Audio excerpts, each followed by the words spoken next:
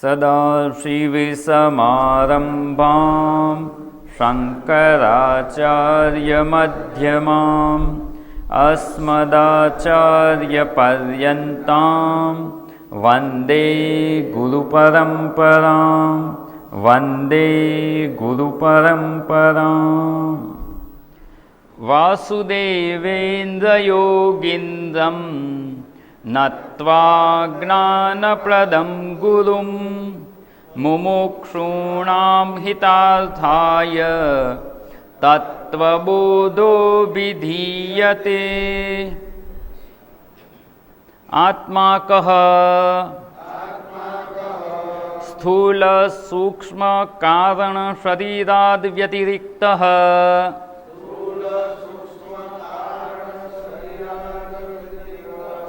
પંચકોશાતીતઃ સન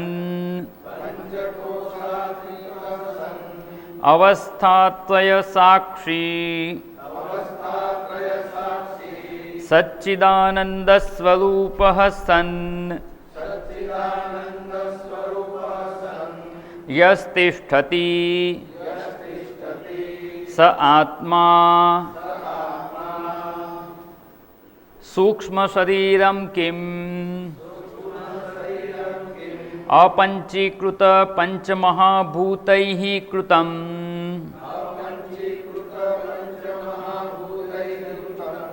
સત્કર્મજન્યમ સુખ દુઃખાદિ ભોગ સાધનમ પંચ જ્ઞાનેન્દ્રિયાણી પંચ કર્મેન્દ્રિયાણી પંચ પ્રાણાદયઃ મનશ્ચૈકમ બુદ્ધિશ્ચૈકા એવં સપ્તદશ કલાભિઃ સહ યત્તિષ્ઠતિ તત્સૂક્ષ્મ શરીરમ. સૂક્ષ્મ શરીર એટલે શું એની વાત જણાવતા એનું કારણ, એનું કાર્ય, એના અંગો કયા કયા છે, એનું સ્વરૂપ શું છે એની વિચારણા આપણે જોઈ ગયા છીએ. અપંચીકૃત પંચ મહાભૂતમાંથી ઉત્પન્ન થયેલું છે. સત્કર્મજન્યમ એ વિશેષ કારણ છે. સુખ દુઃખ વગેરે ભોગવવાનું સાધન છે. તો એના સાધનો કયા કયા છે? તો જે 17 અંગોની વિચારણા હતી. પંચ જ્ઞાનેન્દ્રિયાણી, પંચ કર્મેન્દ્રિયાણી, પંચ પ્રાણાદય, મન અને બુદ્ધિ. આ 17 વસ્તુ એના અંગો છે. એના દ્વારા એ ભોગનું સાધન બને છે.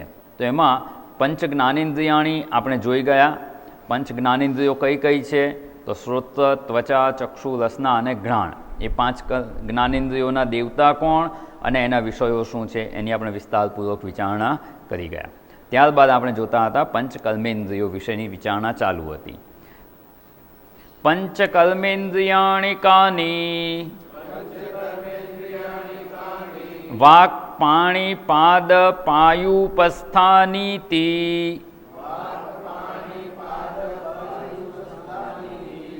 પંચ કર્મેન્દ્રિયાણિ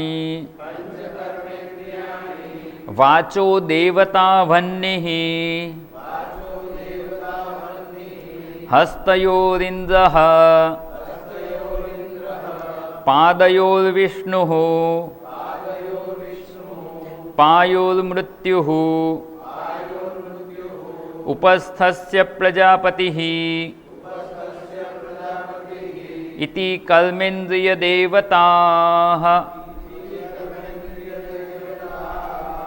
વાચો વિષયઃ ભાષણમ પાણ્યોર્વિષયઃ વસ્તુગ્રહણમ પાદયોર્વિષયઃ ગમનમ પાયોર્વિષયઃ મલત્યાગઃ ઉપસ્થસ્ય વિષયઃ આનંદઃ ઇતિ. એટલે 5 કર્મેન્દ્રિયો કઈ કઈ છે એની વિચારણા જોઈ. એના દેવતા કોણ છે અને એના વિષયો કોણ છે? તો 5 કર્મેન્દ્રિયો છે: વાણી, પાણી, પાદ, પાયુ અને ઉપસ્થ. એમાં વાણી ઇન્દ્રિય એનું કાર્ય શું છે? એની વિચારણા જોઈ ગયા આપણે. વાગેન્દ્રિય, એનો ગોલક છે જીભ, એના દેવતા છે વહ્નિ, અને એનો વિષય છે બોલવું, ભાષણ. અને બીજી ઇન્દ્રિય હતી પાણી ઇન્દ્રિય, અર્થાત કે હસ્તેન્દ્રિય પણ એને કહેવામાં આવે છે, પાણી ઇન્દ્રિય. અને પાણી ઇન્દ્રિય એના દેવતા છે ઇન્દ્ર, એનું ગોલક છે હાથ, અને એનું કાર્ય છે વસ્તુ ગ્રહણ. તો આટલી વિચારણા આપણે જોઈ હતી. હવે જે ત્રીજી ઇન્દ્રિય છે, આમાંથી કોઈ પણ ઇન્દ્રિયમાં ક્યાંય કોઈ પણ ખામી હોય ને તો એ ખામીને દૂર કરવાનો આપણે લૌકિક પ્રયત્ન કરીએ, અને સાથે સાથે અહીંયા દેવતાની વિચારણા છે તો દેવતાના અનુગ્રહની પ્રાપ્તિ માટેનોય પ્રયત્ન કરી શકાય, એ શાસ્ત્રોક્ત ઉપાય છે. અહીંયા ત્રીજું ઇન્દ્રિય છે પાદ. પાદ અર્થાત કે પગ. અને પગ છે એ પાદેન્દ્રિય છે, એના દેવતા છે વિષ્ણુ. જે પાદેન્દ્રિય છે એનું ગોલક છે પગ, એ પગમાં રહીને કાર્ય કરે છે, ગમનનું કાર્ય. જો પગમાં કંઈ પ્રોબ્લેમ થાય, ફ્રેક્ચર થઈ ગયું હોય તો ચાલવાની શક્તિ છે, પણ ગોલક જો યોગ્ય ના હોય તો એ પાદેન્દ્રિય બીજા ગોલકમાં બેસી અને ચાલવાનું કામ કરી શકે નહીં. હા, કેટલાક લોકો એવો પ્રયત્ન કરતા હોય છે સર્કસમાં એવી એક્સરસાઇઝ, ઊંધા માથે આમ હાથ પર ચાલતા હોય, પણ એ કંઈ લાંબુ ચાલી શકાય નહીં. એટલે ચાલવાનું કાર્ય કે ગમનની ક્રિયા છે એ પાદેન્દ્રિયનું છે, અને પાદેન્દ્રિયનું સ્થાન કે ગોલક એ પગ છે, અને એના દેવતા છે વિષ્ણુ. અને આપણે શાંતિપાઠમાં કહીએ છીએ સન્નો વિષ્ણુ ઉદુક્રમઃ. વિસ્તૃત પાદવાળા જે વિષ્ણુ છે એ પાદેન્દ્રિયના દેવતા છે. અને અહીંયા પણ આ વિષ્ણુ એટલે કોણ? તો કે ત્રિવિક્રમ વિષ્ણુ, એવું એક શાસ્ત્રમાં કહેવામાં આવે છે. ત્રિવિક્રમ, એમાં વામન અવતારની જે કથા છે ને એનું સ્મરણ કરવામાં આવે છે કે વામન રૂપે, કથા બધાને ખબર છે, વામન રૂપે પ્રગટ થાય છે, બલિરાજા યજ્ઞ કરતા હતા ત્યાં જાય છે, અને 3 પગલાં પૃથ્વીનું દાન માંગે છે. અને બલિરાજા જ્યારે સંકલ્પ કરે છે ત્યારે પછી વામનમાંથી વિરાટ સ્વરૂપ ધારણ કરે છે, અને એક જ પગલાંથી આખી પૃથ્વી માપી લીધી. હવે એ પગલું કેટલું મોટું હશે? એટલું મોટું બીજા કોઈનું હોય ના. અને બીજું પગલું જે માપે છે, ઉર્ધ્વલોકમાં આપવા જાય છે, તો એ પગ છેક બ્રહ્મલોક સુધી ગયા. એ ભગવાનના ચરણ જ્યારે બ્રહ્મલોકમાં પહોંચે છે ને ત્યારે બ્રહ્માજી જોવે છે કે આ તો શ્રીહરિના ચરણ છે, એટલે પોતાની પાસે કમંડલમાં જે જળ હતું એનાથી ચરણનું પાદ પ્રક્ષાલન કરે છે, અને પાદ પ્રક્ષાલન થયેલું જળ જે વહેતું થયું ને એ દેવનદી ગંગા કહેવાય. એટલે એ અમૃત તુલ્ય છે. ગંગા નદીનું મહત્ત્વ પણ એટલે વિશેષ છે. સ્વયં પરમાત્માના ચરણ કમળમાંથી પ્રવાહિત થયેલું ચરણોદક છે. અને જે સ્વર્ગલોકમાં ગંગા વહેતી હતી, ભગીરથ રાજાએ તપશ્ચર્યા કરીને પોતાના પિતૃઓના ઉદ્ધાર માટે પૃથ્વી પર એનું અવતરણ કરાવ્યું. એ આજે દેવનદી ગંગા અત્યારે આપણી પૃથ્વી પર પણ ઉપલબ્ધ છે. તો આટલો વિશાળ જેના પગ છે, વિસ્તૃત પાદવાળા છે, ઉરુક્રમ. ઉરુક્રમ એટલે વિસ્તૃત પાદવાળા. અને અહીંયા પણ ત્રિવિક્રમ રૂપ જે વિષ્ણુ છે એ વિષ્ણુ પાદેન્દ્રિયના દેવતા છે. એટલે જો પગમાં કોઈ પણ તકલીફ હોય તો એનો અનુગ્રહ ઓછો છે સમજી અને એની ઉપાસના કરી શકાય. એટલે અહીંયા ત્રિવિક્રમ વિષ્ણુ છે એ પાદેન્દ્રિયના દેવતા છે. એટલે પાદેન્દ્રિયમાં જે કંઈ શક્તિ છે ને એનો ટોટલ પાવર હાઉસ ક્યાં? તો કે વિષ્ણુમાં. એ ડિપાર્ટમેન્ટના હેડ અહીંયા એને દેવતા કહેવામાં આવે છે. અહીંયા કોઈ એવું કહે ને એ ગમન ક્રિયા માટે પગ જ ઉપયોગી છે એવું ને, અમે તો સાયકલ પર જઈએ છીએ. ક્યાંક ગમન કરો એટલે ચાલીને જઈએ ને, ચાલવા માટે પગ ઉપયોગી છે. ના, અમે તો સાયકલ લઈને જઈએ છીએ. તો સાયકલમાં શું છે? સાયકલ કેવી રીતે ચાલે છે? પેડલ મારવા જ પડે છે. પગ વગર તો ગમન ક્રિયા થતી જ નથી. ગાડી લઈને જાઓ તો પણ એક્સિલેટર અને બ્રેક ક્યાં છે? પગનો તો ઉપયોગ છે. પાદેન્દ્રિય જ છે, ગમન શક્તિ છે. અને ગમન શક્તિ એ પાદેન્દ્રિયની છે, અને પાદેન્દ્રિય માટે અહીંયા કહેવાય છે એના દેવતા વિષ્ણુ છે. અને ગમન ક્રિયા કરવાનું સામર્થ્ય જે છે એ પાદેન્દ્રિયનું છે. અને પાદેન્દ્રિય જે છે એ જ આ ગમન ક્રિયા કરાવે છે, અને એનું સ્થાન કે ગોલક એ પગ છે. પેલો જે શ્લોક આપણે જોઈએ છે ને, મુકમ કરોતિ વાચાલમ પંગુમ લંઘયતે ગિરિમ. મુકમ કરોતિ વાચાલમ એ વાણી ઇન્દ્રિયમાં આપણે જોઈ ગયા. અને બીજા ચરણમાં કહ્યું પંગુમ લંઘયતે ગિરિમ. જે પંગુ છે ને એ પણ જો આપની કૃપા થાય ને તો એ પણ પર્વતને ઓળંગી શકે એવું સામર્થ્ય એને પ્રાપ્ત થાય છે. તો પગમાં આ જે પર્વતને ઓળંગવાનું જે સામર્થ્ય છે એ યત કૃપા તમ અહમ વંદે, એને હું વંદન કરું છું, એ પરમેશ્વરને વંદન કરું છું. યત કૃપા પંગુમ લંઘયતે ગિરિમ, એવું સામર્થ્ય પ્રાપ્ત થાય. અને એટલે એ પરમાનંદ માધવમ, ત્યાં પણ માધવ શબ્દ છે. મા એટલે લક્ષ્મી અને ધવ એટલે પતિ, લક્ષ્મીપતિ એટલે ત્યાં પણ એ વિષ્ણુ ભગવાનનું જ સ્મરણ છે. માધવ શબ્દ પણ વિષ્ણુ ભગવાનના અર્થમાં જ વપરાય છે અને એ જ પાદેન્દ્રિયના દેવતા છે. એટલે અહીંયા જે ત્રીજી ઇન્દ્રિય જોઈ પાદેન્દ્રિય, એના દેવતા છે વિષ્ણુ અને એનું કાર્ય છે ગમન ક્રિયા. અને આ વિચારણા જે મૂળભૂત વિચારણા છે યાદ રાખવાની. આ આપણે શેના માટે સમજી રહ્યા છીએ? આ બધું શું છે? અનાત્મા નંબર કયો છે? આ ટોટલ આપણે કેટલા અનાત્મા જોવાના છે? 3 ગ્રુપ છે: શરીરત્રય, પંચકોશ અને અવસ્થાત્રય. પહેલા ગ્રુપમાં પાછા 3 છે, બીજામાં 5 અને ત્રીજામાં 3, એમ કરીને 11 અનાત્મા છે. 11 અનાત્મામાં આપણે પહેલું સ્થૂળ શરીર જોઈ ગયા અને અત્યારે આ બીજું સૂક્ષ્મ શરીર આપણે જોઈ રહ્યા છીએ. એટલે અહીંયા યાદ રાખવાનું, અનાત્મા નંબર 2. બીજા નંબરનું અનાત્મા છે એનું આપણે વિસ્તારપૂર્વક વર્ણન જોઈ રહ્યા છીએ કે આ અનાત્મા છે. આ અનાત્મા છે એવું સમજાઈ ગયું એટલે આપણે શું બીજો એનો અર્થ સમજવાનો? હું અનાત્મા નથી. એના માટે આ વિચારણા કરી રહ્યા છીએ. જો પાદેન્દ્રિયના કે કોઈ પણ ઇન્દ્રિયના કર્મમાં કર્તાભાવ થતો હોય અથવા ઇન્દ્રિયમાં અહમભાવ કે મમભાવ થતો હોય તો એનાથી મુક્ત થવાનો પ્રયત્ન કરવાનો કે એ હું નથી, એના કર્મો મારા નથી, એના દ્વારા થયેલા કર્મોના ફળ પણ મને પ્રાપ્ત થતા નથી. એની વિશેષતા હોય તો એ પણ મારી નથી. પાદેન્દ્રિય દ્વારા ગમે એટલું ચાલી શકવાનું સામર્થ્ય હોય તો એ વિશેષતા પણ મારી નથી. અને એમાં ચાલવાનું સામર્થ્ય ન હોય ને તો એની મર્યાદા પણ મારી નથી. તો એનાથી આપણે મુક્ત થઈ શકીએ, એનાથી આપણે જુદા છીએ એવું જાણવાનું છે. એના માટે આ વિચારણા કરી રહ્યા છીએ. કારણ કે નથી જાણતા એટલે એમાં અહમભાવ અને મમભાવ થઈ જાય છે. હું પાદેન્દ્રિય છું, હું ચાલનારો છું, અથવા આ પાદેન્દ્રિય મારી છે. આ બંને ભાવથી આપણે મુક્ત થવાનું છે. એના માટે અહીંયા શાસ્ત્ર વિચારણા જણાવે છે. ત્યારબાદ ચોથી ઇન્દ્રિય છે પાયુ. પાયુ એટલે ગુદા ઇન્દ્રિય, જે મળ ત્યાગનું ઇન્દ્રિય છે અને એના દેવતા છે મૃત્યુ અને એનું કાર્ય છે મળત્યાગ. મળત્યાગ અર્થાત શરીરનો જે કંઈ કચરો છે ને એ કચરો કાઢવાનું કામ છે.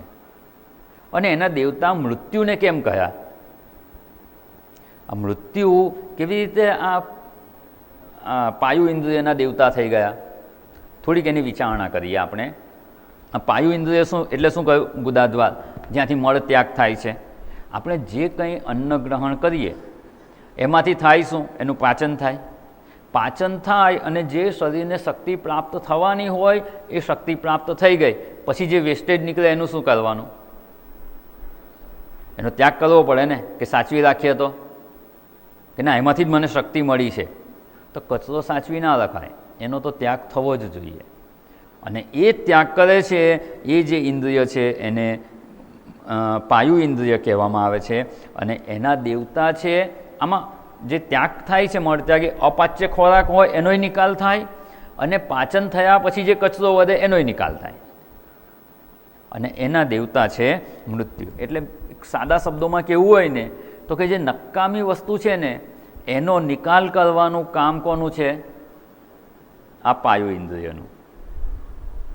નકામી વસ્તુ છે. હવે નકામી બે રીતે, એમ કહ્યું ને, અપાચ્ય ખોરાક હોય જેનું પાચન ના થયું હોય તો એનો નિકાલ કરી નાખે, અને પાચન થઈ ગયા પછી જે વેસ્ટ વધે એનો પણ નિકાલ કરે. નકામી એટલે શું? એનું કામ પતી ગયું હવે, અથવા એમાંથી હવે બીજું કંઈ ઉપયોગ થઈ શકે એમ નથી, એનો નિકાલ કરે છે.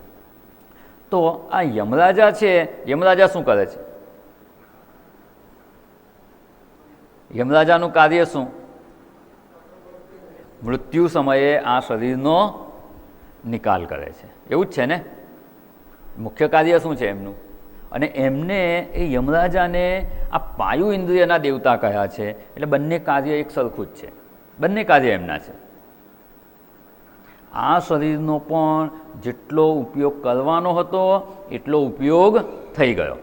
હવે એ શરીર કોઈ કાર્ય કરી શકે તેમ નથી, કે શરીર દ્વારા કોઈ લક્ષ્ય માટેની પ્રાપ્તિનો પ્રયત્ન થઈ શકે એવું નથી. એવું જ જ્યારે શરીર થઈ જાય ત્યારે એનું શું કરવું પડે? નિકાલ કરવો પડે.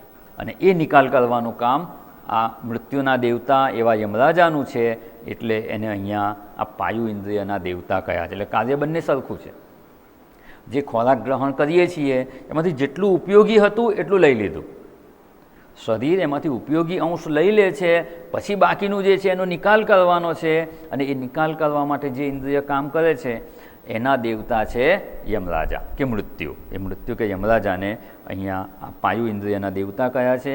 અને ધારો કે નકામી વસ્તુનો નિકાલ ન કરીએ તો શું થાય?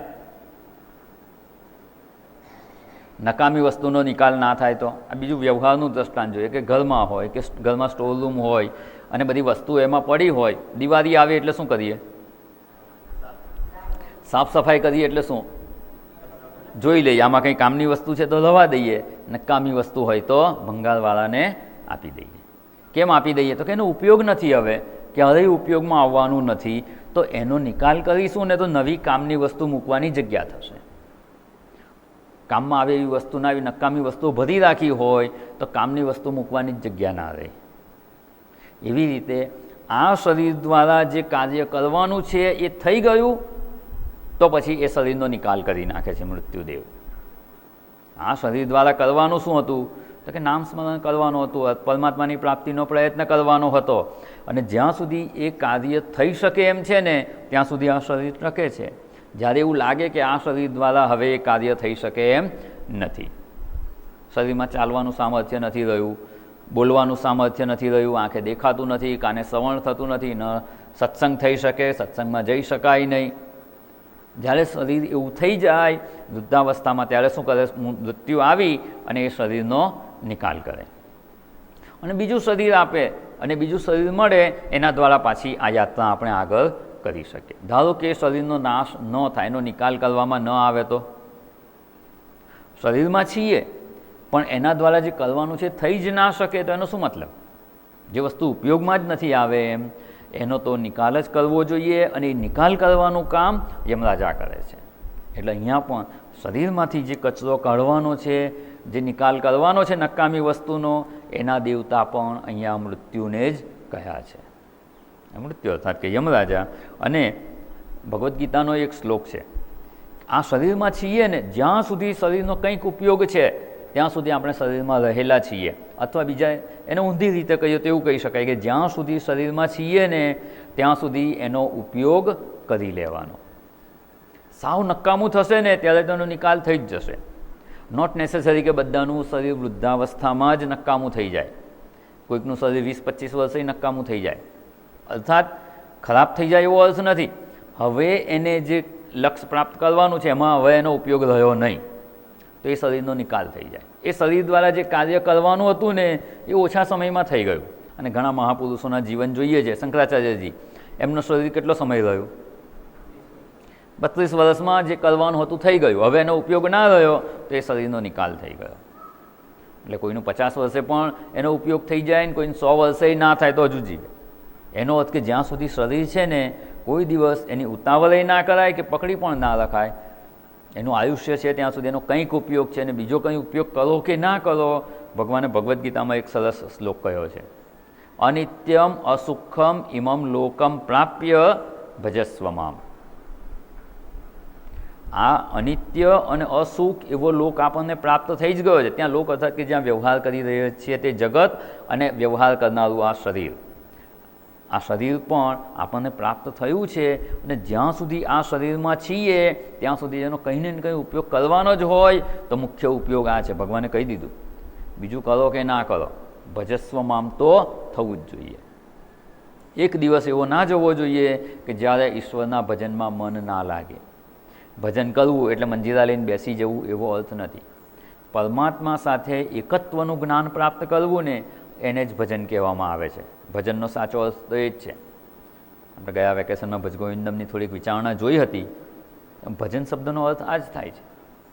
પરમાત્મા સાથે એકત્વનું જ્ઞાન પ્રાપ્ત કરવામાં જે કંઈ ઉપયોગી હોય ને એ કરીએ એને ભજન કહેવાય. તો એ પ્રયત્ન તો થવો જ જોઈએ. પરમાત્મા સાથે એકત્વનું જ્ઞાન પ્રાપ્ત કરવામાં જે કંઈ સંભવ હોય એ પ્રયત્ન કરતા રહેવું જોઈએ. એમાં શાસ્ત્રનું અધ્યયન કરવા યોગ્ય હોય તો એ કરવાનું, ચિત્તશુદ્ધિ માટે નિષ્કામ કર્મયોગ કરવા યોગ્ય હોય તો એ કરવાનું, ઉપાસનાની આવશ્યકતા હોય તો એ કરવાનું, શાસ્ત્રનું શ્રવણ આવશ્યક હોય તો એ કરવાનું, મનન નિધિધ્યાસન જે કંઈ એમાં ઉપયોગી થઈ શકે એવો પ્રયત્ન રોજ થવો જ જોઈએ. એ જ શરીરનો ઉપયોગ છે. જ્યારે એ કરવા માટે યોગ્ય ના હોય ને શરીર, એવું થઈ જાય કે આ શક્ય જ નથી, ત્યારે એનો નિકાલ કરવામાં આવતો હોય છે. એટલે અહીંયા આ જે શરીરનો નિકાલ પણ કરે છે ને એ શેના માટે કરે છે? જે આપણે જોયું કે સ્ટોરરૂમ સાફ કરીએ અને નકામી વસ્તુ કાઢી નાખીએ, તો નકામી વસ્તુ કાઢી નાખીએ તો નવી વસ્તુ માટે જગ્યા થાય છે. એટલે કહે ને કે કન્સ્ટ્રક્ટિવ ડિસ્ટ્રક્શન થાય છે શરીરમાંથી. પણ ધારો કે પેટ સાફ ના આવે તો શું થાય? ચેન ના પડે. ઘણી વાર તો તમારે ધારો કે જવાનું હોય ને કે સવારે 7 વાગે જવું છે અને પેટ સાફ ના થયું તો બહુ અડધા કલાક રોકાઈ જાઓ, પછી જઈશું. કાર્યક્રમે ડિલે કરવો પડે. એટલે અહીંયા આજે પેટ સાફ થાય, અર્થાત કે આ જે પાયુ ઇન્દ્રિય છે, ગુદા ઇન્દ્રિય છે, એના દ્વારા જે મળત્યાગનું કાર્ય છે એ પણ યથાવત થવું જોઈએ. એ જો યોગ્ય રીતે કામ ના કરે તો શું થાય? કાં તો કબજિયાત હોય, કાં ઝાડા થઈ જાય. એ બેમાંથી એકેય યોગ્ય નથી રીત. તો શું કરવાનું? એ યથાયોગ્ય કામ કરે ને ક્યારે કરે? જ્યારે મૃત્યુદેવ કે યમરાજાની કૃપા હોય ત્યારે.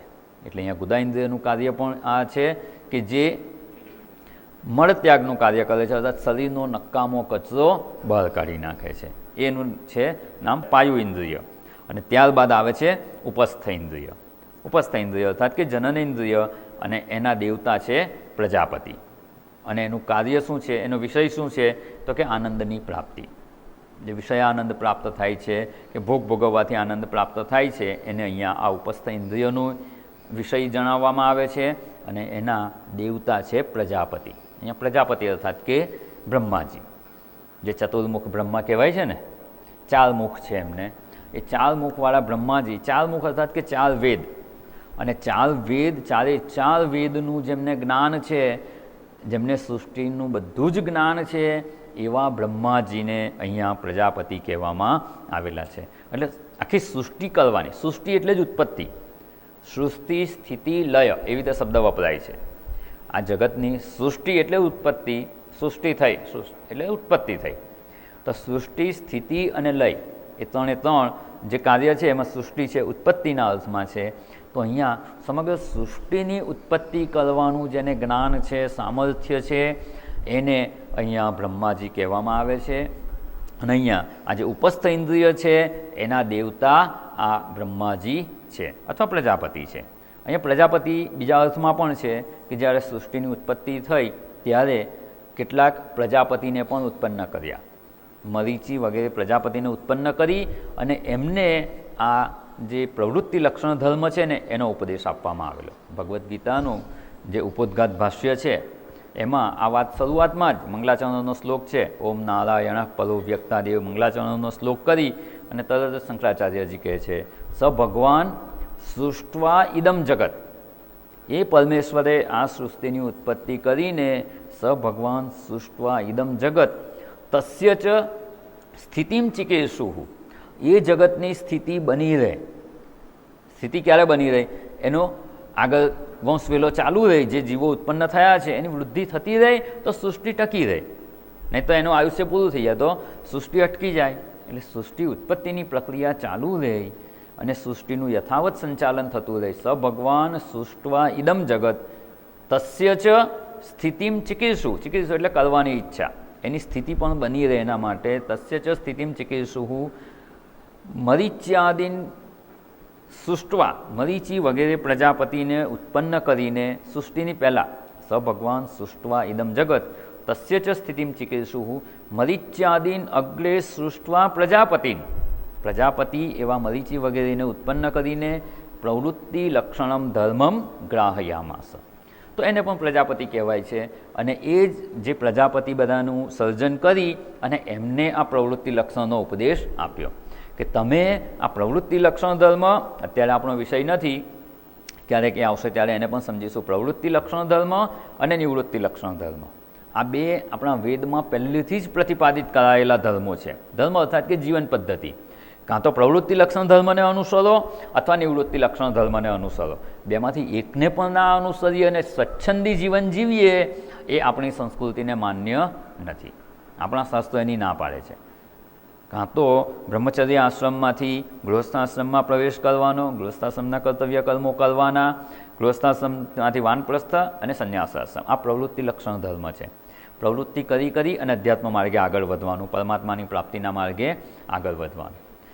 કારણ કે બ્રહ્મચર્ય આશ્રમમાં શાસ્ત્રોનું અધ્યયન કરી જગતનું સ્વરૂપ સમજાયું હોય, જગતનું સ્વરૂપ સમજાયા ભાઈ આ પોતાના જીવનનું લક્ષ્ય સમજાયું હોય, એ લક્ષ્ય કેવી રીતે પ્રાપ્ત થાય એ સમજાયું હોય, અને નિષ્ઠાપૂર્વક પોતાના બ્રહ્મચર્ય આશ્રમના કર્તવ્ય કર્મો કરવાથી આ બધું સ્પષ્ટ સમજાયું હોય અને વૈરાગ્યની પ્રાપ્તિ થઈ હોય કે જગત તો આવું જ છે, અનિત્યમાં સુખમ, એનાથી નિત્ય સુખી થઈ શકાય એમ નથી. તો નિત્ય સુખી કેવી રીતે થઈ શકાય? તો કે આત્મતત્વનું જ્ઞાન પ્રાપ્ત કરવાથી. તો એ આત્મતત્વનું જ્ઞાન પ્રાપ્ત કરવા વૈરાગ્ય પ્રાપ્ત કરી અને ગુરુને શરણે જઈ એ ઉપદેશ શ્રવણ કરે, તો એ નિવૃત્તિ લક્ષણ ધર્મ થઈ ગયો. પણ જો પોતાના કર્તવ્ય કર્મોનું સારી રીતે આચરણ ન થયું હોય, બ્રહ્મચર્ય આશ્રમના જે કર્તવ્ય હોય એ ન થયું હોય, એમાં આળસ કે પ્રમાદ થાય, અને જો ચિત્તશુદ્ધિ ન થઈ, ચિત્તશુદ્ધિ ના થઈ એટલે વૈરાગ્ય પ્રાપ્ત ન થયો, અર્થાત કે જગતમાં ક્યાંક સુખબુદ્ધિ રહી ગઈ, તો વૈરાગ્ય પ્રાપ્ત ના થયો હોય તો શું કરવાનું? તો કે જગતમાં ક્યાંક સુખબુદ્ધિની ઈચ્છા રહી ગઈ છે, ક્યાંક સુખબુદ્ધિ રહી છે, તો એની પ્રાપ્તિનો પ્રયત્ન કરવાનો. અને એની પ્રાપ્તિના પ્રયત્ન કરવા માટે ગૃહસ્થાશ્રમમાં પ્રવેશ કરવાનો. તો ગૃહસ્થાશ્રમમાં પ્રવેશ કરીને કરવાનું શું? જે બ્રહ્મચર્ય આશ્રમમાં ચિત્તશુદ્ધિ નહોતી થઈને એ ચિત્તશુદ્ધિનો પ્રયત્ન કરવાનો. મનમાં ઈચ્છા રહી ગઈ છે એટલે ચિત્તશુદ્ધિ નથી થઈ, તો ધર્મ માર્ગે ઈચ્છા પૂર્તિનો પ્રયત્ન કરી અને વૈરાગ્યની પ્રાપ્તિમાં આગળ વધવાનું. ચિત્તશુદ્ધિના માર્ગે આગળ વધવા માટે આ ગૃહસ્થાશ્રમ છે, નહીં કે પોતાની ઈચ્છાને ગમે તે માર્ગે પૂરી કરીએ. યથેચ્છ જીવન જીવવા માટે નથી, ધર્મ માર્ગે ઈચ્છા પૂર્તિનો પ્રયત્ન કરવાનો. અને આ પ્રમાણે પ્રયત્ન કરે ને તો ચોક્કસ ચિત્તશુદ્ધિ થાય. એનો ઉપાય શાસ્ત્રએ જણાવેલો છે કે જેનું ચિત્ત એટલું પરિપક્વ નથી એણે ગૃહસ્થાશ્રમમાં પ્રવેશ કરવાનો, કર્તવ્ય કર્મો કરવાના, અને એ કરતાં કરતાં ચિત્તશુદ્ધિનો પ્રયત્ન કરવાનો. પછી ગૃહસ્થાશ્રમમાં કર્મો કરતાં કરતાં જે કર્મોના સંસ્કાર પડી ગયા છે એ કર્મોના સંસ્કારને ધોવા માટે વાનપ્રસ્થ આશ્રમમાં તપશ્ચર્યાપૂર્વક જીવન જીવવાનું. અને ત્યારબાદ બધું જ છોડી અને એકમાત્ર ઈશ્વર ભરોસે પરમાત્માની પ્રાપ્તિ માટે જે પ્રયત્ન કરવો એ સંન્યાસ આશ્રમ. એટલે છેલ્લે ત્યાં તો પ્રવેશ કરવાનો જ છે, પણ જે ચિત્તશુદ્ધિ નહોતી થઈ એના માટે ગૃહસ્થ આશ્રમ અને વાનપ્રસ્થ આશ્રમ છે. આ પ્રવૃત્તિ લક્ષણ ધર્મ છે. એટલે પ્રવૃત્તિ લક્ષણ ધર્મ અને એનો પ્રચાર કરવા માટે મરીચી વગેરે પ્રજાપતિઓને ઉત્પન્ન કરી અને પ્રવૃત્તિ લક્ષણ ધર્મનું જ્ઞાન પ્રદાન કરેલું. અને એને પણ પ્રજાપતિ કહેવાય છે અને બ્રહ્માજી પણ પ્રજાપતિ કહેવાય છે.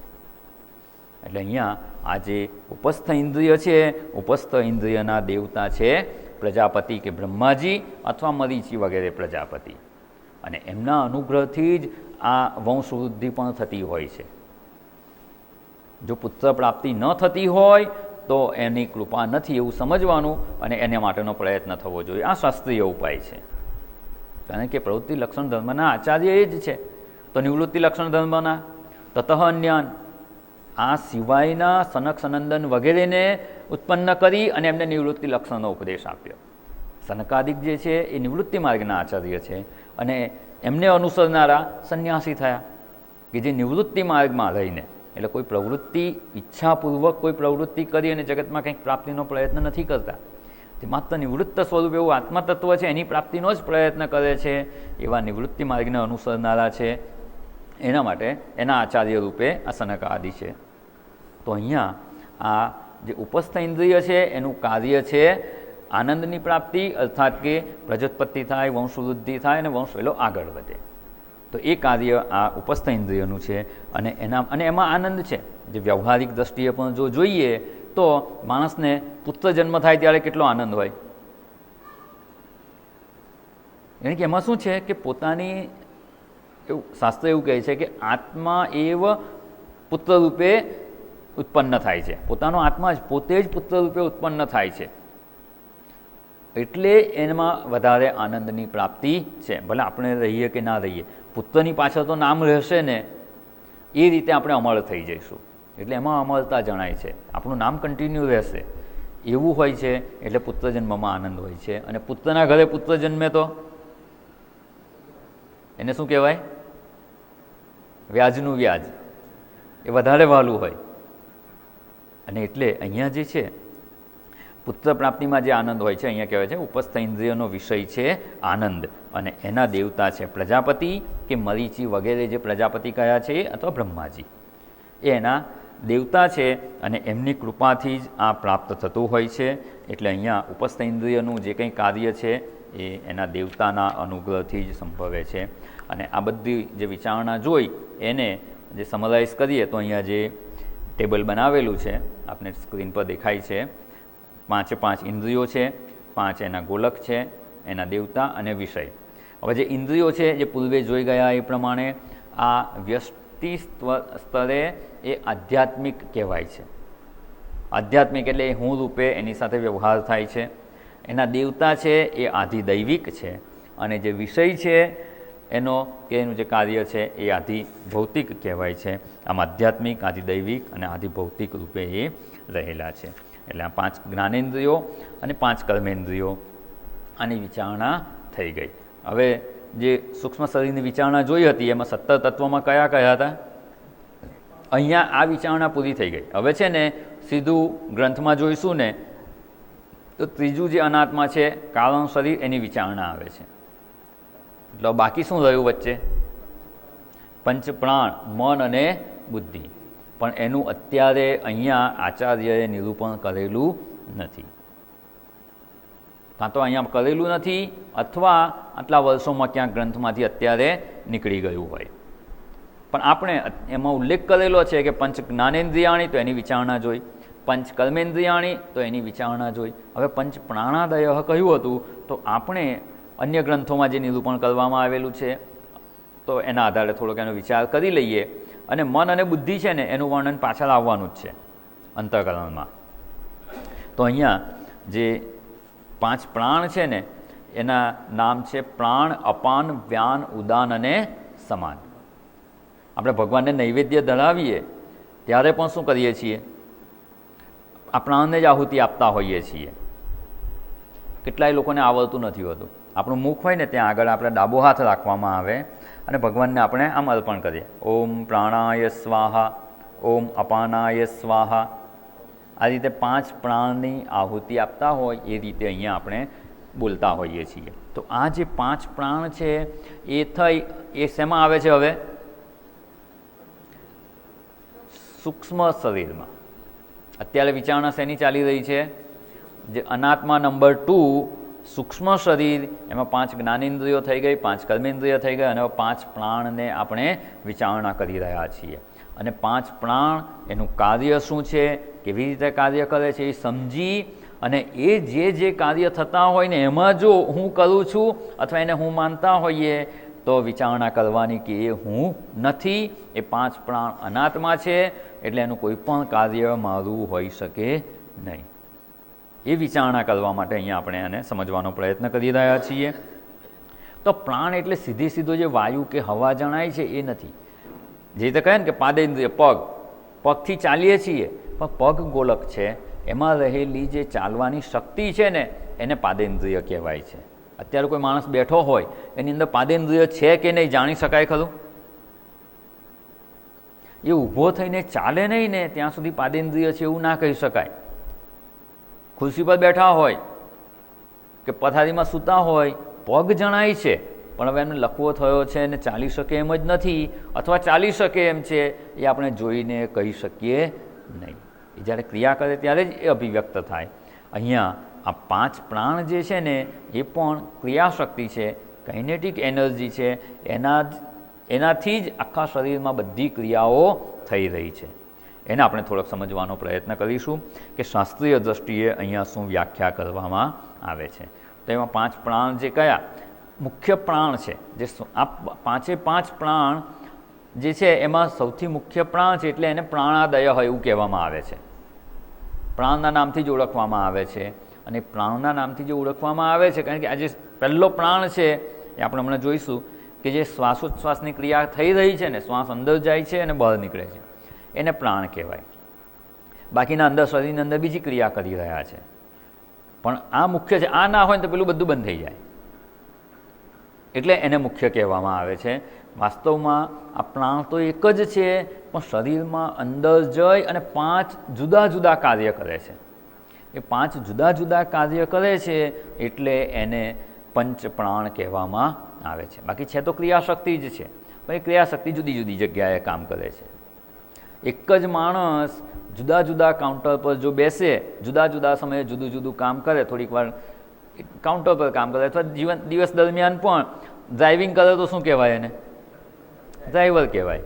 રસોઈ કરવા જાય તો રસોઈયો કહેવાય. કોમ્પ્યુટર પર બેસે તો કોમ્પ્યુટર ઓપરેટર કહેવાય. બેંકમાં જાય તો બેંકનું કામ કરનાર કહેવાય. આમ જુદા જુદા કાર્ય કરે ત્યારે જુદા જુદા કહીએ છીએ. એટલે આ પ્રાણ શક્તિ તો એક જ છે, પણ શરીરની અંદર પાંચ પ્રકારે કાર્ય કરે છે અને એ પાંચ તંત્રોનું શરીરનું સંચાલન કરે છે. એમાં પહેલું છે પ્રાણ, અપાન, વ્યાન, ઉદાન અને સમાન. યાદ રાખવા માટે આ ક્રમ જ છે: પ્રાણ, અપાન, વ્યાન, ઉદાન અને સમાન. પણ આપણે સમજવાની સરળતા માટે થોડો ક્રમ ઉપર નીચે કરીશું. એનાથી કોઈ બીજો ફેર નથી પડતો, ખાલી સમજવાની સરળતા રહેશે. તો પહેલાં પ્રાણ, પછી અપાન, પછી સમાન, વ્યાન અને ઉદાન. તો જે પહેલું આવે છે પ્રાણ. આ પ્રાણનું કાર્ય શું છે? એ શું સંભાળે છે? કયું ડિપાર્ટમેન્ટ? શ્વસન તંત્ર. શ્વાસ લેવાની જે ક્રિયા થઈ રહી છે એનું સંચાલન કરે છે, એને આ પ્રાણ કહેવામાં આવે છે. શ્વાસ અંદર લઈએ છીએ અને બહાર નીકળે છે. શ્વાસ અંદર લઈએ, છાતીમાં ફેફસામાં પ્રાણ જાય, એમાંથી જે શક્તિ હોય એ એબ્સોર્બ થઈ જાય અને ઉચ્છ્વાસ રૂપે કાર્બન ડાયોક્સાઇડ બહાર નીકળી જાય છે. આ સામાન્ય પ્રક્રિયા, જે સામાન્ય અર્થ આપણે જાણીએ છીએ તે. હવે એ અંદર ગયેલો પ્રાણ શરીરમાં પાંચ પ્રકારે કાર્ય કરે છે. એક તો આ શ્વસન તંત્ર કરે છે, અને આ જ પ્રાણને લીધે એના જો ધર્મો કહીએ ને તો ભૂખ, તરસ એ પ્રાણના ધર્મો છે. ભૂખ અને તરસ એ પ્રાણના ધર્મો કહેવાય છે. પ્રાણને લીધે જ આ અન્નનું પાચન પણ થાય છે, અને ભૂખ, તરસ જે પ્રાણના ધર્મો કહેવાયા છે એ આ સૂક્ષ્મ શરીર અંતર્ગત છે. તો અહીંયા જે પ્રાણ છે એ શ્વસન તંત્રનું કાર્ય સંભાળે છે. એનાથી શ્વાસની અવર જવર થાય છે અને માણસ જીવે છે એવું આપણે કહેતા હોઈએ છીએ. પણ આ જે શક્તિ અંદર લીધી, આપણે શક્તિ એમાંથી આપણે ગ્રહણ કરી લીધી અને બાકીનો ઉચ્છ્વાસ રૂપે આપણે બહાર કાઢી લીધો. હવે શક્તિ અંદર ગઈને એ પાંચ પ્રકારે જે કાર્ય કરે છે એમાં શ્વસન તંત્ર, પછી આવે છે અપાન. એ અપાનનું સ્થાન ક્યાં છે અને એ શું કાર્ય કરે છે? અપાન નાભીની નીચેના ભાગમાં કામ કરે છે, અને આ પ્રાણ ક્યાં છે? નાભીની ઉપરના ભાગમાં કામ કરે છે. તો એમાંથી જે નીચે જાય છે શક્તિ, એને અપાન વાયુ કહેવામાં આવે છે.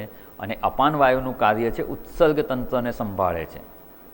જે પાયુ ઇન્દ્રિયનું કાર્ય જોયું કે જેનાથી મળત્યાગ થાય છે અથવા શરીરનો કચરો બધો નીકળી જાય છે, એવું અહીંયા મળમૂત્ર વિસર્જનનું કાર્ય હોય કે એના દ્વારા શરીરનો જે કચરો કે ટોક્સિન્સ બધા નીકળી જાય, જે વધારાનો કચરો કાઢવાનું કાર્ય છે એ આ અપાન વાયુનું કાર્ય છે. એક્સક્રેટરી સિસ્ટમ એ આ અપાન વાયુ કરે છે. એટલે આમ કહીએ ને કે જો અપાન વાયુ કાર્ય બરાબર કરે ને તો આ ઉત્સર્ગ તંત્ર બરાબર કાર્ય કરતું હોય. પણ ધારો કે એમાં કંઈ પણ પ્રોબ્લેમ થાય ને તો આમાં મુશ્કેલી આવતી હોય છે. કબજિયાત થયો તો શું કારણ? અપાન વાયુ બરાબર કાર્ય કરતું નથી. એટલે ઉત્સર્ગ તંત્ર શરીરના કચરા કાઢવાનું જે કામ છે, ઇવન પરસેવો, ભલે એનું સ્થાન કયું છે નાભીની નીચે, પણ પરસેવો થાય તે શું છે? એ પણ શરીરનો કચરો જ બહાર નીકળે છે ને. એ શરીરનો કચરો બહાર કાઢવાનું કામ કોનું?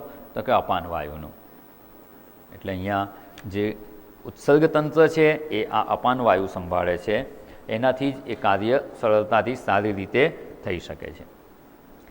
પછી આવે છે આ શું? જે અન્ન ગ્રહણ કરીએ એ અન્ન ગ્રહણ કરીએ એમાંથી પાચન થયા બાદ જે કચરો નીકળ્યો એ વેસ્ટને બહાર કાઢવાનું કામ અપાન વાયુનું છે.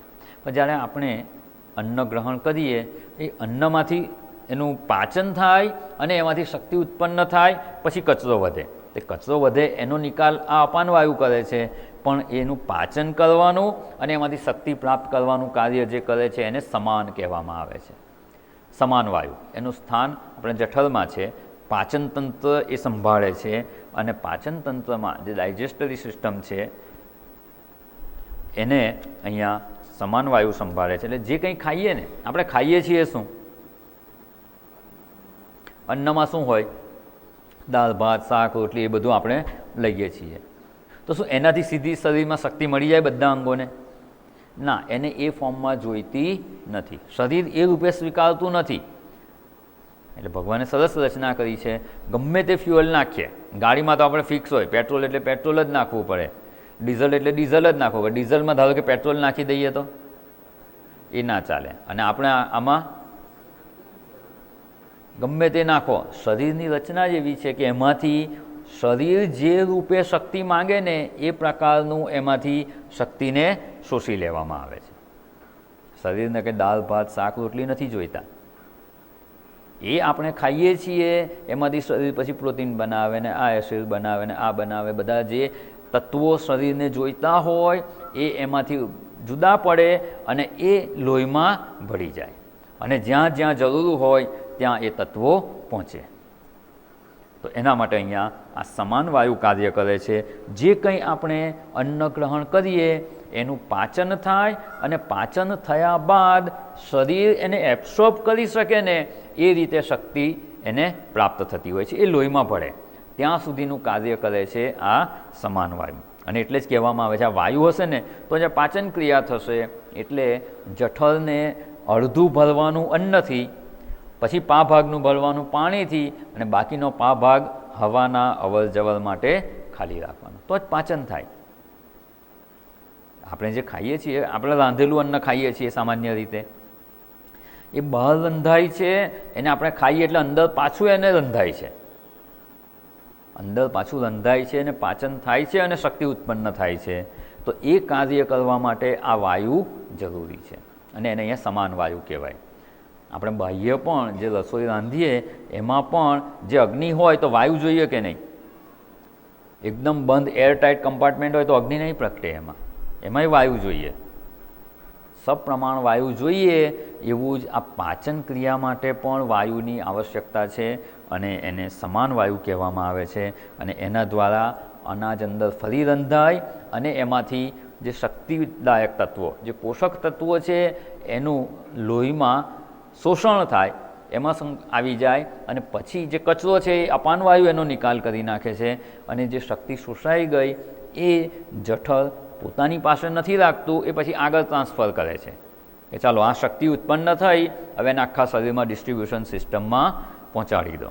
એટલે પાવર હાઉસમાં ઇલેક્ટ્રિસિટી જનરેટ થઈ ગઈ, શું બધું ત્યાં પાવર હાઉસમાં સ્ટોર થાય છે? ઇલેક્ટ્રિસિટીને સ્ટોર કરવાનો કોઈ રસ્તો જ નથી ત્યાં.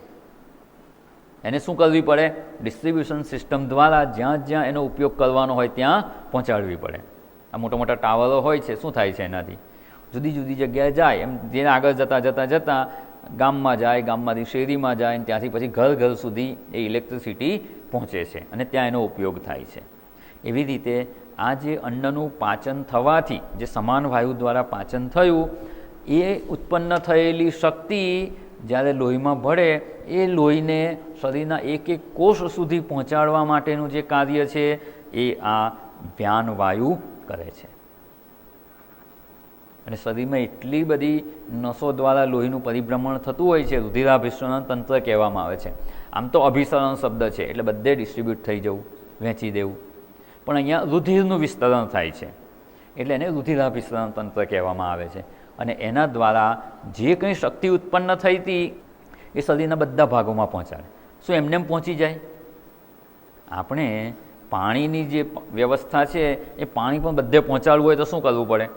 બધી પાણીની લાઈનો તો કનેક્ટેડ હોવી જ જોઈએ અને અમુક પ્રેશર પણ હોવું જોઈએ. કારણ ટાંકીનું નેચરલ પ્રેશર હોય, ના હોય તો શું કરવું પડે? પંપ મૂકવો પડે, કંઈક પ્રેશર આપવું પડે ને કંઈક શક્તિ આપવી પડે તો બધે પાણી પહોંચે.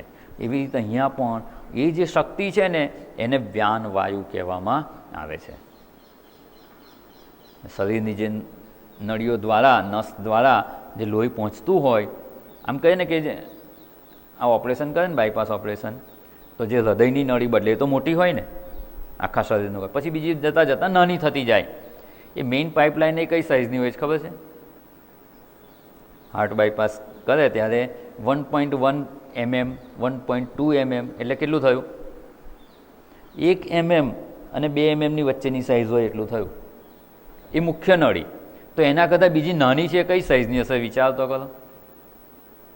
આમ માથાના વાળ કરતાં ઝીણી હોય એવી નસ હોય, એમાંથી પણ લોહી જાય. આ બધું જે તંત્ર ચાલે છે ને એ આ વ્યાન વાયુને લીધે ચાલી રહ્યું છે. અને જે લોહીમાં શક્તિ પ્રાપ્ત થઈ છે એ શરીરના એક એક અંગમાં પહોંચી જાય છે. આખા શરીરના બધા અંગોને આ શક્તિ પહોંચાડવાનું રુધિરાભિસરણ તંત્રનું કાર્ય છે અને એ વ્યાન વાયુને લીધે થઈ રહ્યું છે. બધે શક્તિ પહોંચાય, લોહી પાછું આવે, પાછું હૃદયમાં આવે, પ્રેશરાઇઝ થાય અને પાછું એ શક્તિ પ્રાપ્ત કરી અને ફરી એ સર્ક્યુલેશન થયા જ કરે. એટલે રુધિરાભિસરણ તંત્ર એ આ વ્યાન વાયુને લીધે થાય છે. અને જે છેલ્લો છે ઉદાન વાયુ. આ ઉદાન વાયુનું કાર્ય શું છે? પ્રાણનું ઉત્ક્રમણ. એ તો છેલ્લે જ્યારે શરીર છોડવાનું થાય ત્યારે, એ સિવાય પણ એનું કાર્ય છે. પણ સામાન્ય રીતે આમ કહીએ તો ડોર્મન્ટ હોય. આનું કામ કહીએ તો કેવું છે? આપણે ધરતીકંપ થાય, ભૂકંપ આવે, અતિવૃષ્ટિ થાય, એવું કંઈ હોય, રેલ આવે ને બહુ જ નુકસાન થયું, જીવન વ્યવહાર ચલાવવો અશક્ય જેવો થઈ જાય, ત્યારે શું કરવા? સરકાર શું કરે?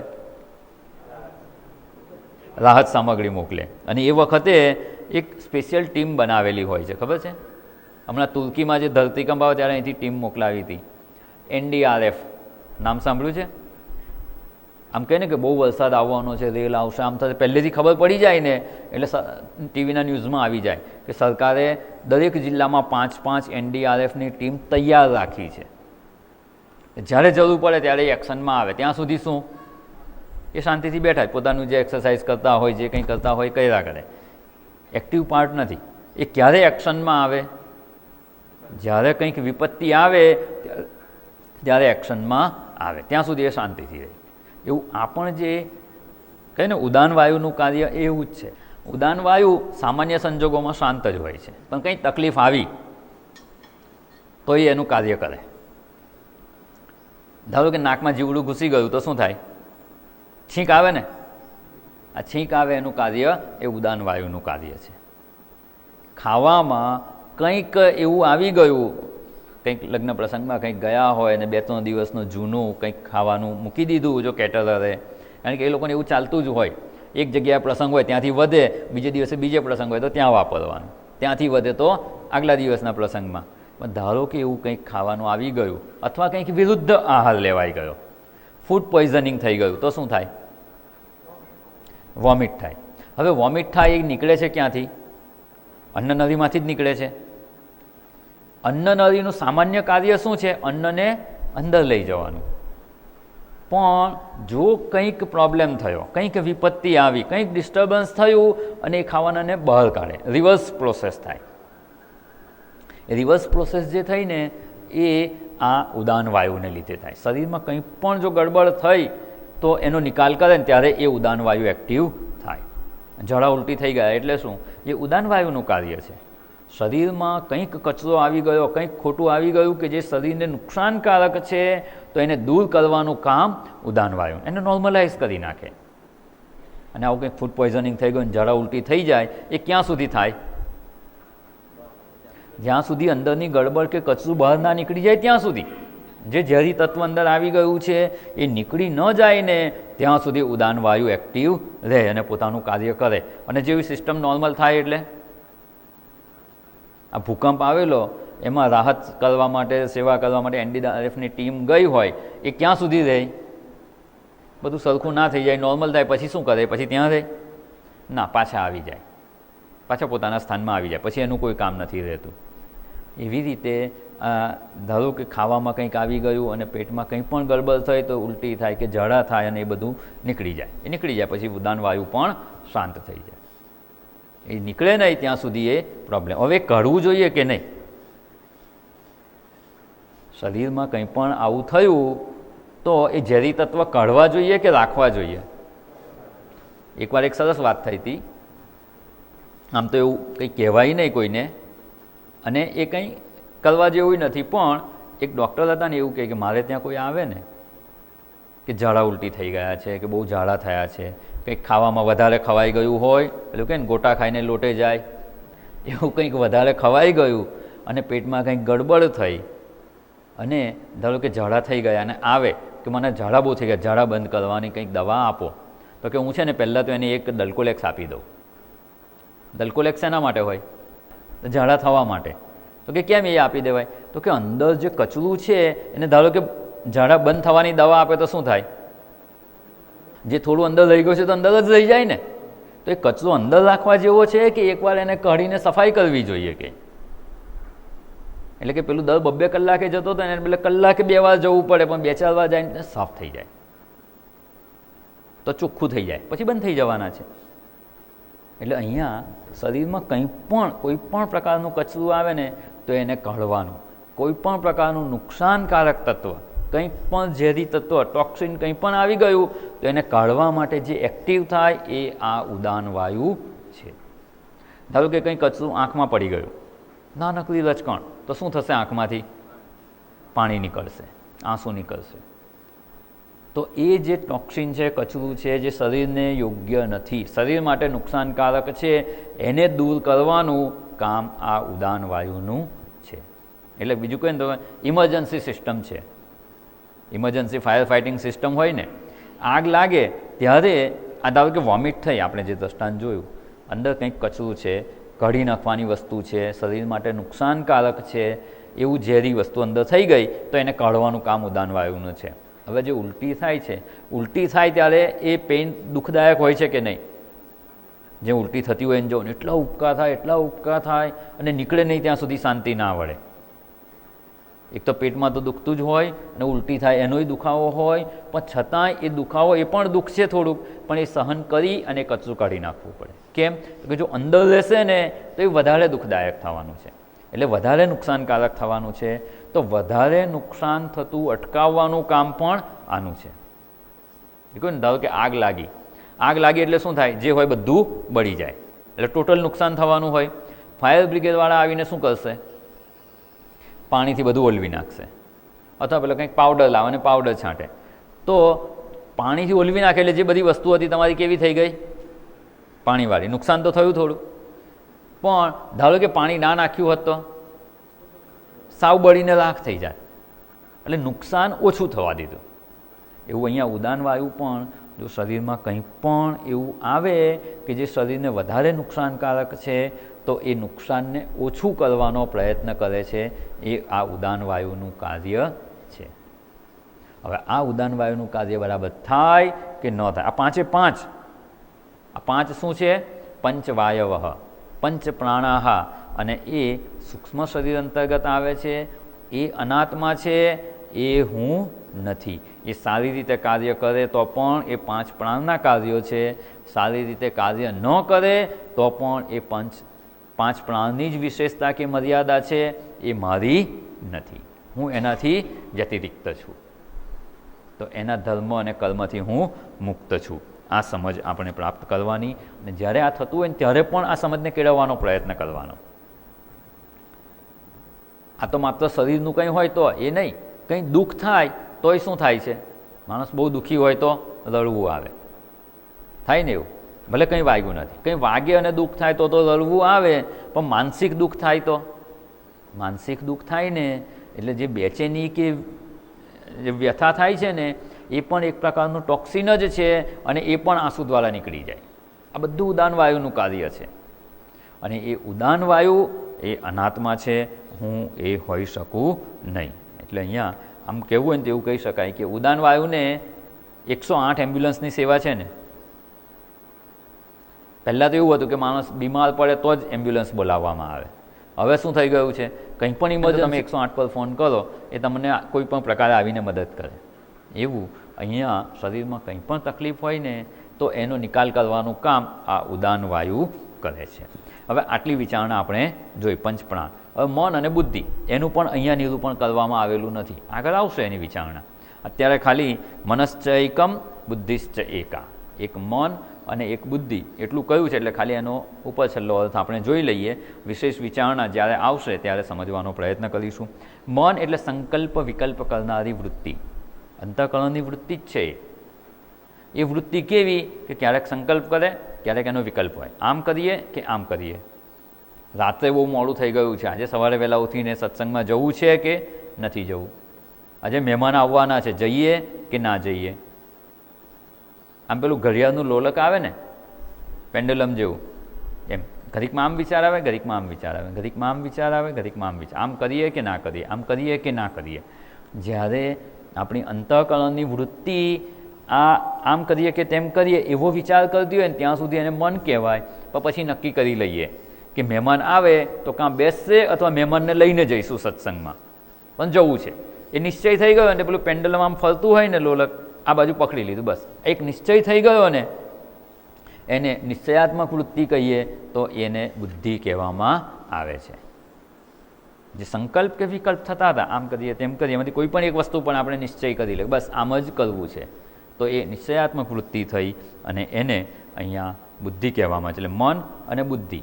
મન છે એ લાગણી તંત્ર સાથે સંકળાયેલું છે અને બુદ્ધિ છે એ ઇન્ટેલેક્ચ્યુઅલ છે, લોજિક, તર્ક, એના દ્વારા એ નિશ્ચય કરનારું છે. એટલે અહીંયા મન, બુદ્ધિ અને એનાથી પણ જો થોડાક આગળ વધીએ તો ક્યાંક ક્યાંક આ 17ને બદલે 19 તત્વની વિચારણા આવે છે.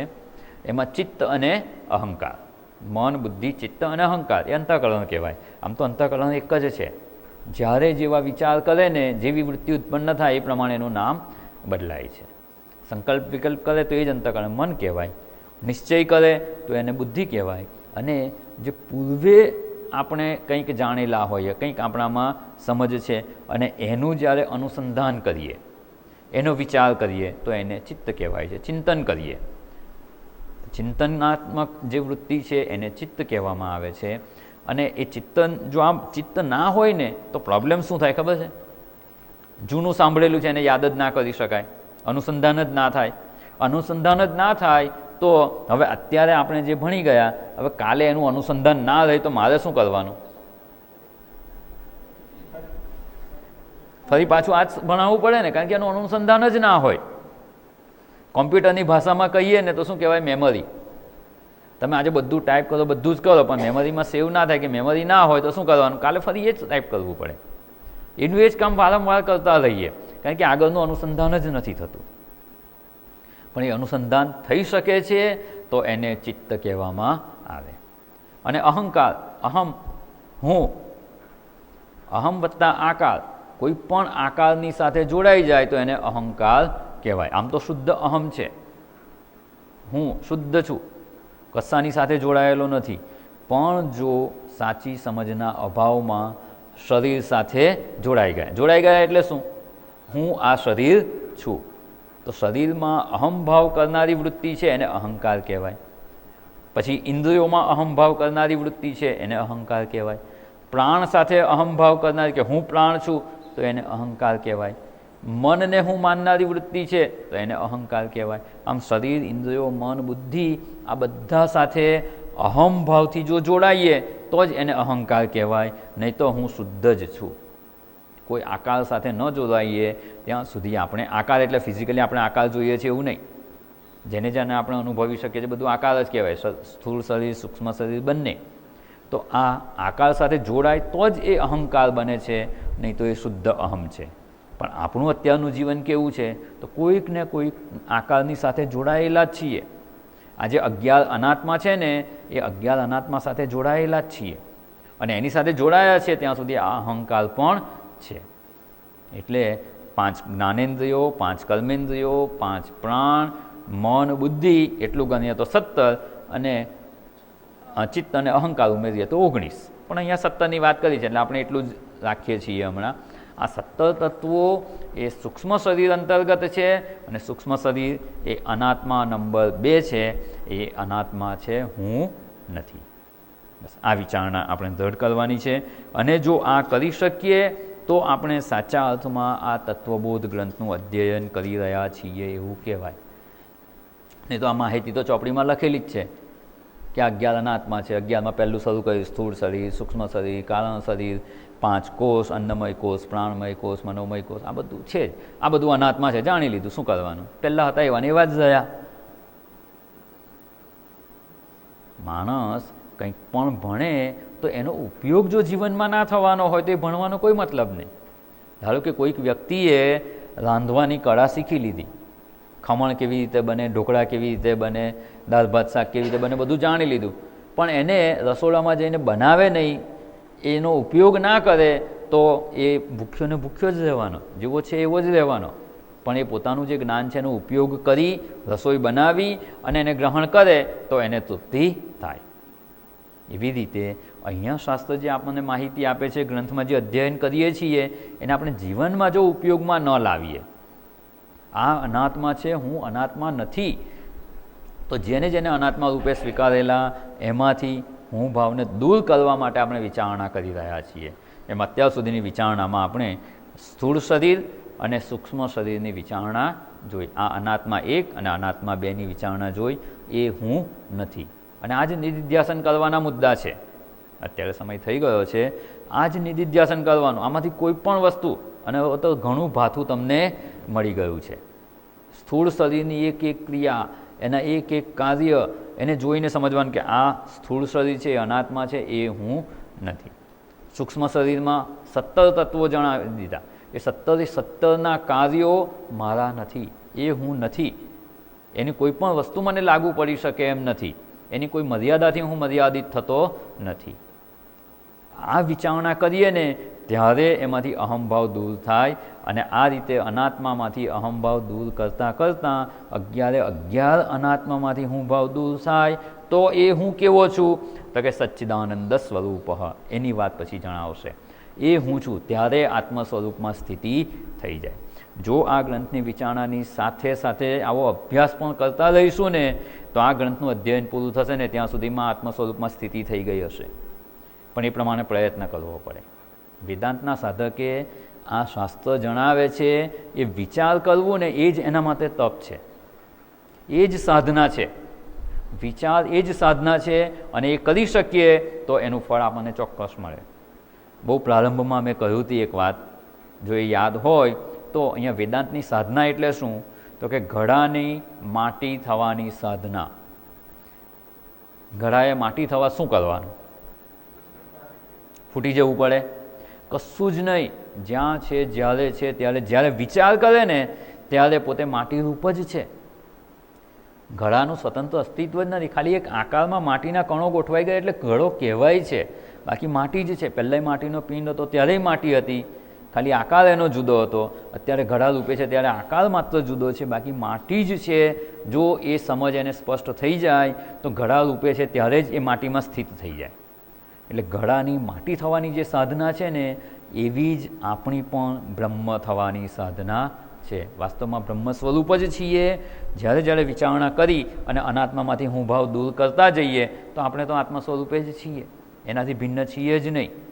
ક્યારેય અનાત્મા થયા જ નહોતા, માત્ર ભ્રાંતિથી માની લીધેલું. એટલે અહીંયા વેદાંતના સાધક માટે આ વેદાંત વિચાર કરવો ને એ જ એક સાધના છે. એ કરવાનું સામર્થ્ય નથી તો એ સામર્થ્ય આવે એના માટે ચિત્તશુદ્ધિનો પ્રયત્ન કરીએ, કર્મયોગ કરીએ, ઈશ્વરમાં મન લગાડવાનો પ્રયત્ન કરીએ. એ સહાયક સાધન બધા છે. મુખ્ય સાધના તો આ જ છે કે આ વેદાંત વિચાર સતત કરતા રહેવું જોઈએ. અને એ કરીએ તો ચોક્કસ એનું ફળ આપણને જણાશે. જેવો અભ્યાસનો પ્રારંભ કરીશું ને એટલે જ એનું ફળ જણાતું થઈ જશે. તો એવું પ્રયત્ન કરતા રહેવા માટે જ અહીંયા આપણે આ વિચારણા જોઈ રહ્યા છીએ. પછી જે અનાત્મા નંબર 3 કારણ શરીર, એની વિચારણા આપણે પુનઃ મળીશું ત્યારે કરીશું. આ કારણ શરીર પણ બહુ સરસ છે. ઘણા લોકો કે કારણ શરીર સમજવું બહુ અઘરું લાગે છે. થોડોક વિચાર કરજો, કારણ શરીર એટલે શું, કેવું છે? પછી આપણે એને શાસ્ત્રના માર્ગદર્શન સાથે સમજવાનો પ્રયત્ન કરીશું. ઓમ પૂર્ણમદ પૂર્ણમિદમ પૂર્ણાત પૂર્ણમુદચ્યતે પૂર્ણસ્ય પૂર્ણમાદાય પૂર્ણમેવાવશિષ્યતે. ઓમ શાંતિ શાંતિ શાંતિ. હરિ ઓમ. શ્રી ગુરુભ્યો નમઃ. હરિ ઓમ.